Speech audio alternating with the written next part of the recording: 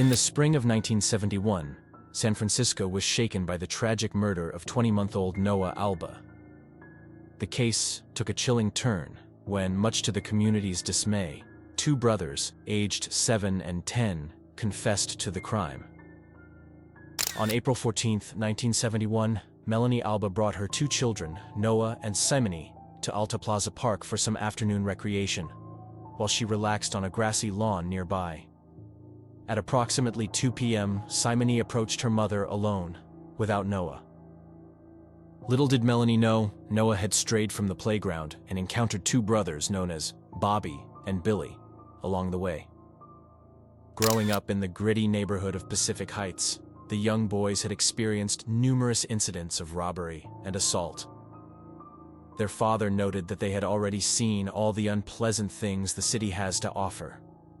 Raised by their single father, who was attending vocational school, Bobby and Billy had limited supervision and frequently wandered the streets alone. Their father provided them with a bus pass to visit their mother, who resided across town, and these journeys on public transit were consistently unsupervised. The brothers shared a close bond and often spent their time together playing and exploring. On that significant April afternoon, they had come to the park to enjoy the swings and baseball field. It was there that they encountered Noah, who was wandering alone. According to Bobby, who was just 10 years old at the time, they approached Noah and inquired about his mother, but Noah was unable to respond. So, they took him by the hand and sought assistance from other adults in the park, but nobody recognized him or could provide information about his mother's whereabouts. After several unsuccessful attempts to seek help, Billy and Bobby decided to proceed with their play and brought Noah along to a fort they often frequented.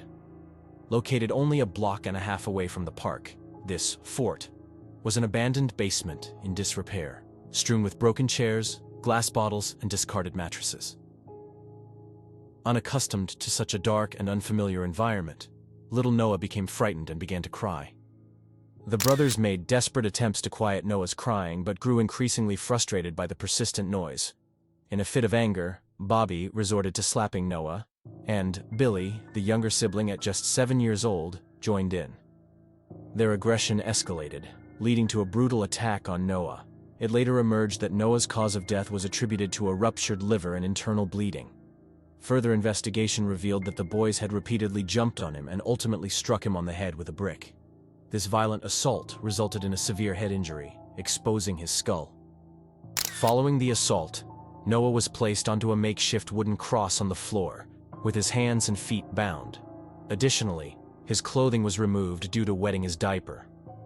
Bobby later confessed to the police that his Christian upbringing and misguided belief led him to think that placing the baby on a cross could result in resurrection.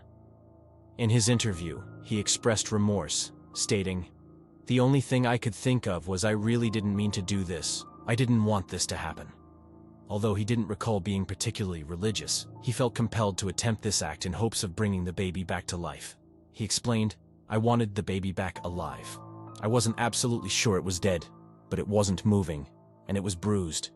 So, I put it in a cross formation, and I hoped." During a frantic 5-day search, San Francisco police, along with Noah's family and concerned individuals, combed the city in hopes of finding the missing boy. Their efforts intensified when an eyewitness reported seeing 3 boys, one of whom carried a baseball glove. Upon the public release of this eyewitness account, a local school teacher disclosed that one of her students frequently wore a baseball glove matching the description provided. Acting on this lead, the police located the brothers. Detective Dan Driscoll posed a question to Billy: "If you were a policeman, where would you look?" In response, Billy suggested checking an alley. This suggestion led the police to an alley where Billy guided them through a basement door. Inside the basement, Detective Driscoll discovered Noah's unclothed body, wedged in a corner, bound to a cross, concealed beneath paper and debris, with his blood-stained shirt nearby. Subsequently, the boys confessed to the crime, and Melanie was tasked with identifying her son's mutilated remains. Noah's case sparked a divisive public reaction. The prospect of charging 7- and 10-year-olds with homicide proved difficult for many to accept. Some believed that the brothers, rather than being inherently malicious, were products of their environment.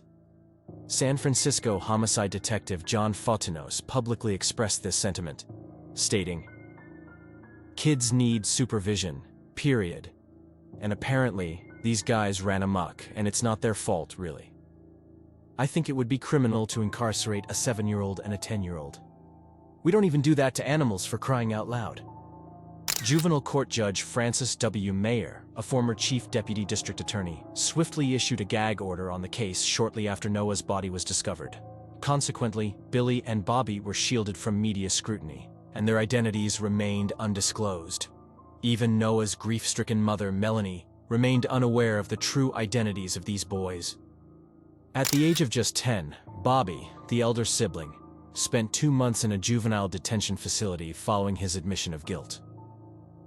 Eventually, a judge dismissed the murder charges against the brothers in favor of therapy.